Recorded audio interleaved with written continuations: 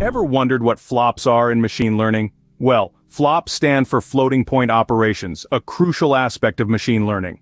Essentially, flops represent the number of arithmetic operations a computer performs on floating point numbers to execute tasks. Now you might ask, why are flops important? Well, higher flops let us build more intricate models, but they do demand robust hardware. It's a dance of precision and efficiency. As such, understanding flops helps in making informed decisions about model development. Different models offer different trade-offs, right? For instance, ResNet 18 is known for its efficiency, whereas ViTB 16 shines in performance. So, choosing the right model depends on the needs and limitations of your specific project. How can we optimize models for efficiency? Well, methods like pruning, quantization, and specialized hardware are in the works. They aim to enhance models for better efficiency and sustainability.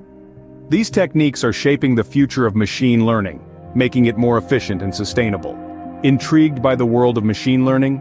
Dive deeper, unlock the mysteries, subscribe, like, and share this video to stay updated. Make sure to visit our website for more content about AI.